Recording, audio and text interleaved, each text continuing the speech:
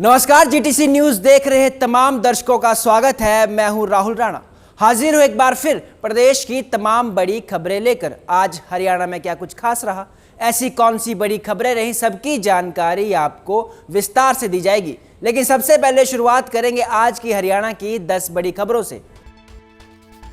मुख्यमंत्री नायब सिंह सैनी ने पत्नी संग चंडीगढ़ में देखी भारत भाग्य विधाता फिल्म। अभिनेत्री व सांसद कंगना रनौत भी रही मौजूद। स्पेशल शो में पहुंचे कई मंत्री। दिल्ली के बाद हरियाणा में भी टैक्स फ्री हुई कंगना रनौत की फिल्म। सीएम सैनी ने भारत भाग्य विधाता को हरियाणा में किया टैक्स फ्री। कंगना रनौत ने सीएम सैनी और हरियाणा सरकार का जताया आभार। मोदी सरकार के 12 साल विकास पर डॉक्टर कृष्ण मिड्ढा का बयान। भारत की आर्थिक व सामाजिक प्रगति पर बड़ा दावा। बोले, डिजिटल क्रांति और आत्मनिर्भर भारत पर दिया गया जोर। लाडो लक्ष्मी योजना से लाखों महिलाओं को मिली सहायता। विवाह शगुन योजना की भी राशि बढ़ाकर 71,000 की। महिपाल ढांडा बोले, मिड डे मील में प्रोटीन युक्त भोजन की हुई शुरुआत। कैबिनेट मंत्री कृष्ण बेदी ने कांग्रेस पर साधा निशाना। बोले, एसआईआर पर विपक्ष को किस बात का लग रहा डर। 1952 से चल रही मतदाता सूची संशोधन प्रक्रिया। पंजाब में अगली बार खिलेगा बीजेपी का कमल। रणदीप सिंह सुरजेवाला ने कैथल में बीजेपी सरकार पर बोला हमला। दवाओं की कीमत बढ़ने पर सुरजेवाला का तीखा बयान। बोले, कैंसर और टेटनस दवाओं के दाम 50% तक बढ़े, आम आदमी का बुरा हाल। पानीपत में 1.5 करोड़ की फिरौती मांगने वाले किडनैपर ढेर। चलती कार से बच्चे को फेंका। पुलिस ने दबोचे बदमाश, 2 आरोपियों को लगी गोली, बच्चा सुरक्षित। कुरुक्षेत्र में हाई वोल्टेज करंट से 2 की गई जान। 11 केवी लाइन की चपेट में आए 2 युवक। बालकनी में सफाई बनी मौत का कारण। हरियाणा में आंधी और तूफान से 13,277 बिजली के खंभे क्षतिग्रस्त। मंत्री अनिल विज ने 1,552 कर्मियों की लगाई ड्यूटी। बोले, 233 गांवों की बिजली प्रभावित, जल्द होगी बहाल। और हरियाणा में 5 डिग्री सेल्सियस तक गिरा तापमान। 3 जिलों में बारिश की संभावना। 17 जून तक बदलता रहेगा मौसम। नारनौल रहा सबसे गर्म शहर। और बुलेटिन की शुरुआत करेंगे भारत भाग्य विधाता से। जी हां, हरियाणा के मुख्यमंत्री नायब सिंह सैनी ने अभिनेत्री और सांसद कंगना रनौत के साथ उनकी नई फिल्म भारत भाग्य विधाता देखी। मुख्यमंत्री ने हरियाणा में इस फिल्म को टैक्स फ्री करने की घोषणा भी की। सीएम के साथ उनकी धर्मपत्नी सुमन सैनी, कई कैबिनेट मंत्री, सांसद और विधायक मौजूद रहे। मुख्यमंत्री ने फिल्म को प्रेरणादायी बताते हुए कहा कि ऐसी फिल्में हमें मुसीबत के समय में जिम्मेदारी का एहसास करवाती हैं। जैसे हर व्यक्ति अपनी जिम्मेदारी समझेगा तो जल्दी विकसित भारत का लक्ष्य हासिल होगा। सीएम सैनी ने कहा कि देश के नागरिकों को ऐसी मोटिवेशनल फिल्म भी देखनी चाहिए। उन्होंने फिल्म के कोरियोग्राफर, लेखक और कॉस्ट्यूम डिजाइनर समेत सभी को बधाई दी। कंगना रनौत जी को मैं बहुत बधाई देता हूँ, शुभकामनाएं देता हूँ। भारत भाग्य विधाता, ये ऐसी फिल्में देखनी चाहिए और ऐसी आनी भी चाहिए, जिससे कि एक मोटिवेशन मिलता है, अपनी जिम्मेवारी का एहसास होता है। इस प्रकार की जो मोटिवेशनल फिल्में हैं, जिससे प्रेरणा मिलती है, देखनी चाहिए हम सबको। और हम हरियाणा में इसको टैक्स फ्री करेंगे, क्योंकि इससे एक प्रेरणा भी मिलती है, जिम्मेवारी का एहसास होता है कि हमारी जिम्मेवारी क्या है, और उस जिम्मेवारी को स्वयं अपने आप अपनी प्रेरणा से निभाते हुए हम आगे बढ़ते हैं। मैं कंगना जी को और उनकी पूरी टीम को, जो इस फिल्म के अंदर जो कैरेक्टर्स और जो राइटर्स और जो कोरियोग्राफीज इस फिल्म के अंदर रहे हैं, मैं उन सबको बहुत बहुत बधाई और शुभकामनाएं देता हूं। सबसे पहले तो हम मुख्यमंत्री जी का और सब सम्माननीय जो गेस्ट आए उनका बहुत हार्दिक अभिनंदन करते हैं और आभार करते हैं। महिलाओं को सशक्त करने के लिए माननीय मुख्यमंत्री जी जो भी अपने विचार रखते हैं, जो भी योजनाएं रखते हैं, आज उन्होंने हमें भी पूरे भारत की महिलाओं को, खासकर कलाकारों को इतना अच्छा हमें मौका दिया है। और आज टैक्स फ्री करके हमारी फिल्म को हरियाणा में जो है जन जन तक पहुंचाने का ये जो इन्होंने एक प्रयत्न किया है, उसके लिए हम फिल्म इंडस्ट्री की तरफ से, सब महिलाओं की तरफ से और सब जो कर्मचारी लोग आज भी यहाँ पे आए थे, जिसे हम अदृश्य हीरोज़ कहते हैं, उनकी तरफ से हम माननीय मुख्यमंत्री जी का बहुत आभार करते हैं। और जींद से इस वक्त एक बड़ी खबर सामने आ रही है, जहां हरियाणा विधानसभा के उपाध्यक्ष डॉक्टर कृष्ण लाल मिड्डा ने कहा है कि प्रधानमंत्री नरेंद्र मोदी के नेतृत्व में पिछले 12 वर्षों में देश ने आर्थिक, सामाजिक, तकनीकी और कूटनीतिक क्षेत्रों में उल्लेखनीय प्रगति की है। लोक निर्माण विश्राम गृह में केंद्र सरकार के 12 साल पूरे होने के अवसर पर आयोजित पत्रकार वार्ता में उन्होंने कहा कि डिजिटल क्रांति, आधारभूत ढांचे का विस्तार, आत्मनिर्भर भारत अभियान और स्टार्टअप संस्कृति को बढ़ावा देने से भारत की वैश्विक पहचान मजबूत हुई है। डॉक्टर मिड्डा ने बताया कि 2014 से पहले देश में 74 एयरपोर्ट थे, जो अब बढ़कर 164 हो चुके हैं। इसी तरह MBBS की सीटें 51,000 से बढ़कर 1,28,000 तक पहुंच चुकी हैं।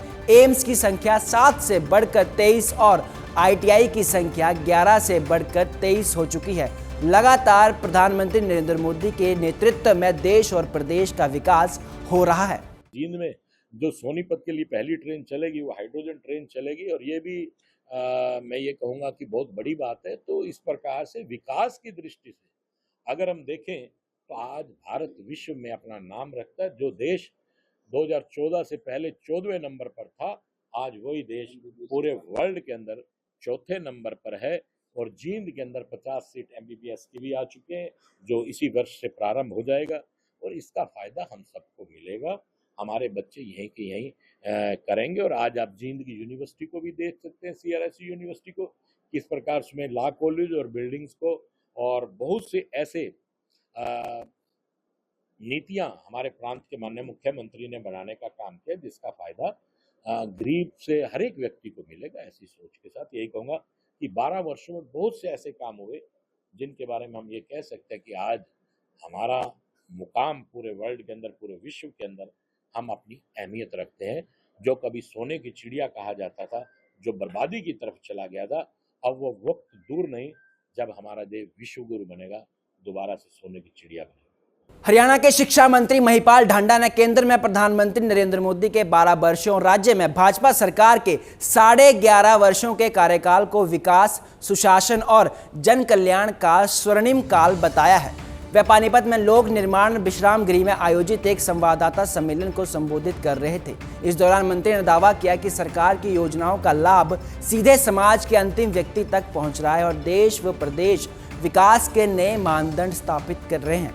किसानों से जुड़े आंकड़े साझा करते हुए उन्होंने बताया कि प्रधानमंत्री किसान सम्मान निधि योजना के तहत हरियाणा के 16 लाख से अधिक किसानों को लाभ मिला और हजारों करोड़ रुपए सीधे उनके खातों में ट्रांसफर किए गए हैं।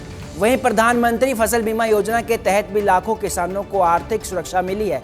बेटी बचाओ बेटी पढ़ाओ अभियान का जिक्र करते हुए उन्होंने कहा कि हरियाणा के लिंगानुपात में सुधार दर्ज किया गया है। इसके साथ ही लाडो लक्ष्मी योजना के तहत लाखों महिलाओं को मासिक आर्थिक सहायता दिए जाने का भी उन्होंने दावा किया।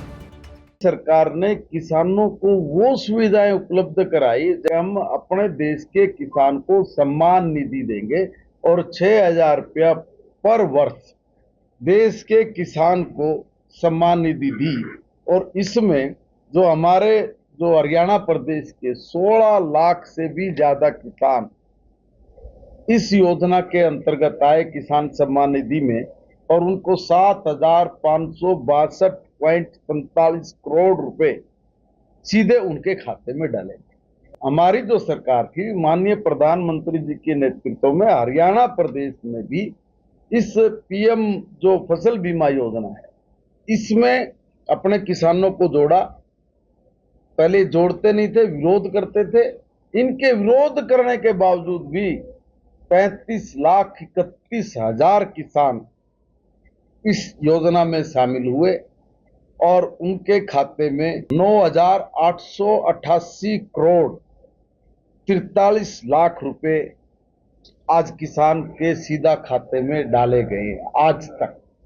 धर्मनगरी कुरुक्षेत्र में हरियाणा के कैबिनेट मंत्री कृष्ण कुमार बेदी ने मतदाता सूची के विशेष पुनरीक्षण यानी SIR को लेकर विपक्ष के आरोपों पर पलटवार किया। उन्होंने कहा कि मतदाता सूची का शुद्धिकरण कोई नई प्रक्रिया नहीं है, बल्कि यह 1952 से चुनाव आयोग के निर्धारित कार्यक्रम के तहत लगातार चल रही है। बेदी ने सवाल किया कि जब सभी राजनीतिक दलों ने अपने अपने बूथ लेवल एजेंट नियुक्त किए हैं तो फिर विपक्ष को इस प्रक्रिया से डर किस बात का। वहीं एलएनजेपी अस्पताल में नाबालिग से दुष्कर्म के मामले में उन्होंने दोषी के खिलाफ कड़ी कार्रवाई का भरोसा दिलाया। इसके अलावा पंजाब विधानसभा चुनाव को लेकर बेदी ने दावा किया कि अगले चुनाव में भारतीय जनता पार्टी पंजाब में कमल खिलाएगी।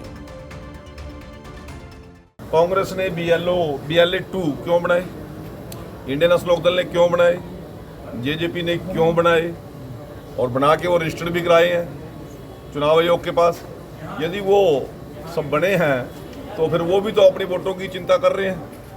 ये शुद्धिकरण है 1952 में पहले चुनाव हुआ देश के अंदर, 1957 में भी हुआ, 1967 में भी हुआ, उसके बाद भी लगातार होता रहा। लगातार कांग्रेस सरकार रही है तब तक।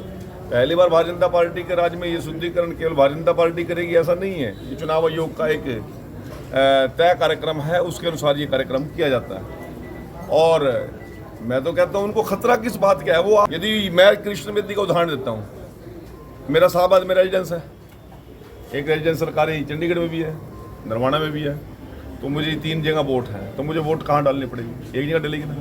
तो 2 जगह वोट का मतलब क्या है? यही तो निर्णय करना है। अब उससे नुकसान क्या हो रहा है कि वोट कृष्ण बेदी की 5 वोट है, वो साहबाद में भी गिनी जा रही है, वो चंडीगढ़ में भी गिनी जा रही है, वो नरवाना में भी गिनी जा रही है। जब टोटल वोट पोलिंग आती है कहते हैं जी 72% हो, 60% हो, लोगों का डेमोक्रेसी से विश्वास उठ गया, ये कहते हैं ना, परंतु असल में मतदाता है ही नहीं। यदि मेरी वोट एक जगह होगी, यहाँ की परसेंटेज क्यों डाउन होगी जहाँ मैंने वोट पोल करनी है? जो दुनिया से चले गए 10 साल पहले, उनका वोट क्यों ना कटे? जो नए मतदाता 18 साल की आयु पार कर रहे हैं, उनकी वोट क्यों ना बने? हमारी बेटी कहीं और ब्याह के चली गई तो उसकी वोट वहां बढ़नी चाहिए। यदि हमारे घर में कोई पुत्र वधू आई है तो उसकी वोट यहाँ बढ़नी चाहिए। तो इसी का शुद्धिकरण कर रहे हैं और उसमें गलत क्या कर रहे हैं वो कांग्रेस बताए या विपक्ष बताए? कौन सा विपक्ष आपको कहता है? और अगली खबर का रुख करेंगे जो आ रही है पलवल से, जहां प्रदेश के खेल राज्य मंत्री गौरव गौतम ने केंद्र और हरियाणा सरकार के 12 वर्षों के कार्यकाल की उपलब्धियों को जनता के सामने रखा। पलवल में आयोजित प्रेस वार्ता के दौरान उन्होंने कहा कि प्रधानमंत्री नरेंद्र मोदी और मुख्यमंत्री नायब सिंह सैनी के नेतृत्व में देश और प्रदेश ने विकास, सुशासन और जन कल्याण के क्षेत्र में ऐतिहासिक उपलब्धियां हासिल की हैं। गौरव गौतम ने कहा कि सरकार की जनहितकारी योजनाओं को घर घर पहुंचाने के लिए विशेष जनसंपर्क और जन जागरूकता अभियान चलाया जा रहा है ताकि अंतिम व्यक्ति तक भी विकास का लाभ पहुंच सके। आइए सुनते हैं कि इस दौरान खेल मंत्री गौरव गौतम ने क्या कुछ कहा। भारत ने 12 वर्षों में संभावनाओं के इस देश से उपलब्धियों के देश तक की एक ऐतिहासिक यात्रा को अपना पूरा किया है। साथियों, संस्कृत हो या हमारी देवभूमि भारत हो, उसमें इस वर्ष ही सोमनाथ मंदिर के में आक्रमण हुए थे। 1000 वर्ष पूरे हुए और आज़ादी के बाद मंदिर को पुनर्निर्माण के बाद 75 वर्ष पूरे हुए। उसको स्वाभिमान पर्व मनाने का काम, हमारी संस्कृति, हमारी देवभूमि को भी जीर्णोद्धार करने का काम नरेंद्र मोदी सरकार ने किया। ये सरकार सबका साथ, सबका विकास, सबका विश्वास और सबका प्रयास भारत के विकास का राष्ट्रीय दर्शन है। साथियों, 2014 के बाद हमने पहले सुना था इतिहास में और टीवी में देखते थे, पुरानी सरकारें गरीबी हटाओ के नारे के बाद उस सरकार बार बार आने का प्रयास करती थी, लेकिन आज तक वो गरीबी नहीं हटा पाए। इस देश के प्रधानमंत्री नरेंद्र मोदी जी की सरकार ने 2014 से 2026 तक 25 करोड़ लोगों को गरीबी रेखा से बाहर करने का काम इस नरेंद्र मोदी सरकार ने किया है।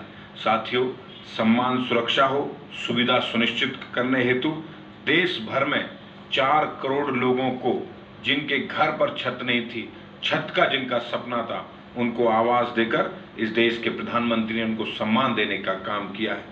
हरियाणा भाजपा की प्रदेश अध्यक्ष अर्चना गुप्ता इन दिनों संगठन को मजबूत करने के लिए पूरे प्रदेश के दौरे पर हैं। यमुनानगर पहुंची अर्चना गुप्ता ने कार्यकर्ताओं को संबोधित करते हुए SIR अभियान को लेकर एक बड़ा संदेश दिया। उन्होंने कहा कि भाजपा कार्यकर्ताओं को बूथ स्तर पर सक्रिय होकर ये सुनिश्चित करना होगा कि कोई भी घुसपैठ या फर्जी तरीके से वोट न डाल सके, जबकि वास्तविक मतदाताओं के अधिकार सुरक्षित रहे। इस दौरान उन्होंने महिलाओं की राजनीतिक भागीदारी बढ़ाने पर भी जोर दिया और कहा कि भाजपा महिलाओं को सम्मान और नेतृत्व के अवसर देने वाली पार्टी है।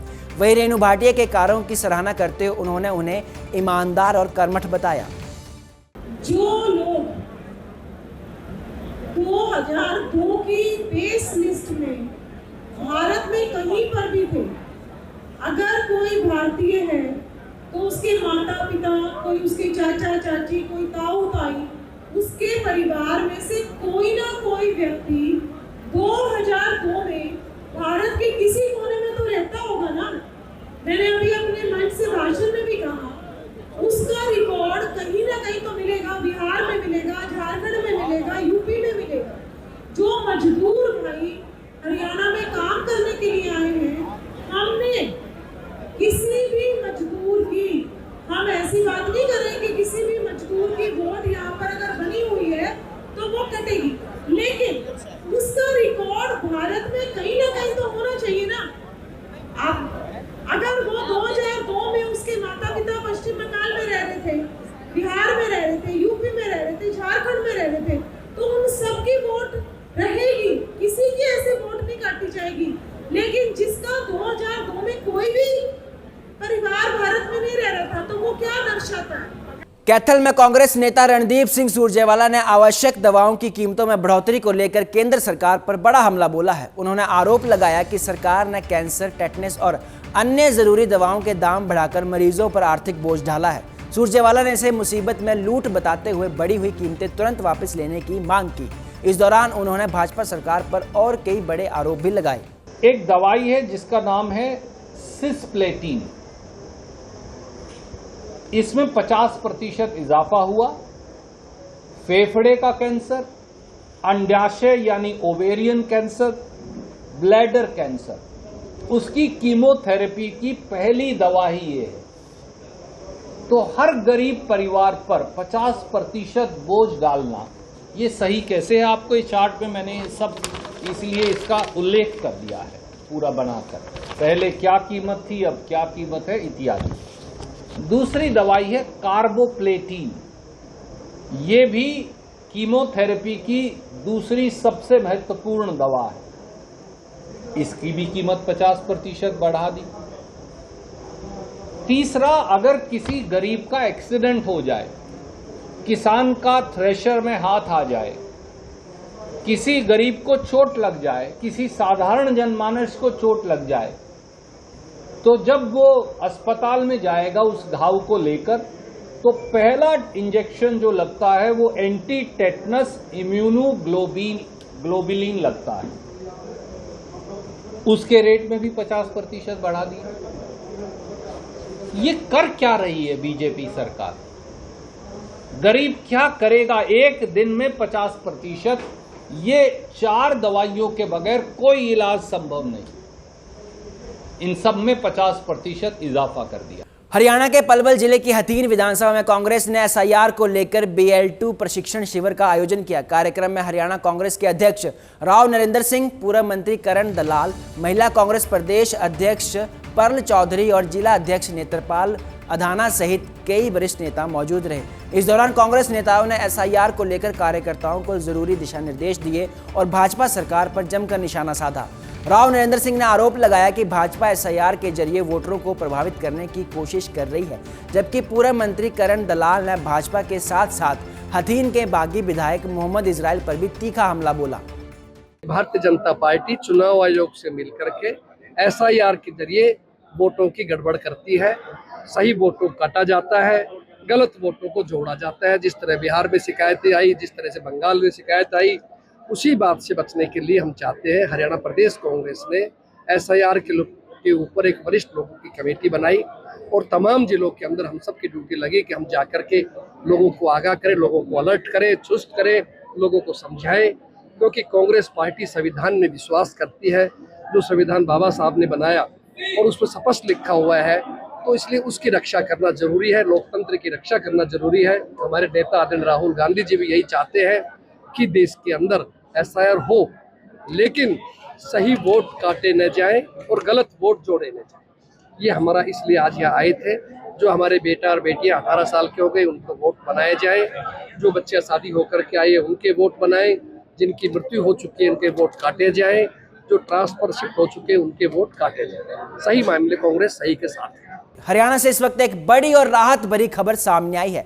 पानीपत से अगवा किए गए 12 साल के बच्चे को पुलिस ने सकुशल बरामद कर लिया है। 1.5 करोड़ रुपए की फिरौती मांगने वाले बदमाशों का रोहतक के किलोई गांव के पास पुलिस से सामना हो गया। मुठभेड़ में 2 आरोपियों के पैरों में गोली लगी है, जबकि बच्चे को सुरक्षित बचा लिया गया है। बताया जा रहा है कि गिरते ही बदमाशों ने बच्चे को चलती गाड़ी से नीचे फेंक दिया और पुलिस पर फायरिंग शुरू कर दी। पुलिस की जवाबी कार्रवाई में दोनों आरोपी घायल हो गए हैं और गिरफ्तार कर लिए गए हैं। फिलहाल पुलिस ने दोनों को गिरफ्तार कर आगे की जांच शुरू कर दी है। कल रात को लगभग 9:30-10 बजे के आसपास एक सूचना आई थी कि थर्मल कॉलोनी से एक बच्चा कबीर, जो कि 7वीं कक्षा का स्टूडेंट है और जो कि सेंट मैरी स्कूल में पढ़ता है, उनके पेरेंट्स ने सूचना दी कि बच्चा घर नहीं लौटा है और हमें कोई कॉल आई है कि भाई बच्चा आपका किडनैप कर लिया है। उस कड़ी में जैसे हमें पता लगा, हमने तुरंत अपनी जो क्राइम टीम है, हमारी सभी टीम को इस काम पर लगाया कि बच्चे को सकुशल बरामद किया जाए और जो भी इसमें इन्वॉल्व हैं उनको भी जल्द से जल्द पकड़ा जाए। सारी रात हमारी टीम इसकी तलाश में लगी रही, तो सवेरे लगभग 9:30-10 बजे के आसपास हमें इनपुट मिला। हम रोहतक गए, हमारी टीम रोहतक में जाके बच्चे को सकुशल हमने बरामद कर लिया है, छुड़वा लिया है। मकसद फिरौती का था, इनसे पैसे लेने थे। कोई हार्डकोर क्रिमिनल नहीं है, लेकिन अभी फ़िलहाल हमने 3 को गिरफ्तार किया है और भी इसमें कई साथी हैं, उनके पीछे हमारी टीम लगी हुई है। वहाँ पर लाइव इनकाउंटर हुआ है। जो बदमाश हैं उनको क्रॉस फायरिंग में गोली लगी है, उनको भी अस्पताल में एडमिट कराया है और उपचार किया जा रहा है। बच्चा बिल्कुल सकुशल है, जल्द ही उनको उनके पेरेंट्स के हवाले कर दिया जाएगा। पानीपत पुलिस के बारे में, क्योंकि उनके एफर्ट्स बहुत अच्छे रहे हैं, पूरी डेडिकेशन के साथ उन्होंने काम किया है और हमें पूरा सपोर्ट मिला है उनका। पूरे कल रात से लगे हुए हैं, कल रात से आज सुबह तक, जब तक बच्चा हमें नहीं सेफ मिला तब तक लगे हुए हैं। बच्चा अब सेफ मिल चुका है, हमें फ़ोन पे बात हो गई है। Thanks to SP Bhupendra Singh ji, क्योंकि उनके एफर्ट्स के बिना ये सब पॉसिबल नहीं था। धर्मनगरी कुरुक्षेत्र से एक बेहद दर्दनाक खबर सामने आई है, जहां हाई वोल्टेज बिजली लाइन की चपेट में आने से 2 लोगों की मौके पर ही मौत हो गई। हादसा लाडवा रोड के स्थित शंकर कॉलोनी में उस समय हुआ जब दोनों व्यक्ति किराए पर लिए गए मकान में साफ सफाई कर रहे थे। बताया जा रहा है कि घर की बालकनी के बेहद करीब से गुजर रही 11 kV बिजली लाइन के संपर्क में आने से ये दर्दनाक हादसा हुआ। गौर करने वाली बात यह है कि एक दिन पहले भी 11 kV लाइन की चपेट में आने से एक युवक की जान चली गई थी। लगातार हो रहे ऐसे हादसों के बाद भी बिजली विभाग की कार्यप्रणाली पर अब गंभीर सवाल खड़े हो रहे हैं। फिलहाल पुलिस ने मामला दर्ज कर जांच शुरू कर दी है। उसको देखा भी नहीं, शाम को 6 बजे आया वो ऑटो लाके, रूम के अंदर थी मैं। उसके बाद में उसने ऊपर बुला लिया, जैसे वो रूम पे जा रहा था कि शमशेर आ जा ऊपर, बस ये बोला, वो ऊपर चला गया, मेरे को मिला भी नहीं, मैं तो अंदर ही थी। उसके बाद वो मर गया। मरने के बाद बाहर पड़ोसी वाले रोने लगे। मैंने सोचा किसका बच्चा उसका गिर गया होगा, अब रो रहे हैं। फिर आई मैं अंदर से बाहर आए तो उसने गगन ने बोला कि कालू भी मर गया, मालिक भी मर गया करंट लग के। मेरा हाथ जोड़ के बेनती है भी, अगर इसकी भी जगह केबल का जुगाड़ किया जाए तो ये हादसों ने तो और बच जाए, नहीं तो आगे और भी होंगे जी, अगर ऐसी लापरवाही रही तो। क्योंकि ये तो सारे में गई हुई है जी 11,000 वोल्ट की। आज के लिए इस बुलेटिन में मेरे साथ फिलहाल इतना ही। आप बने रहिए GTC न्यूज़ के साथ, मुझे दीजिए इजाजत, नमस्कार।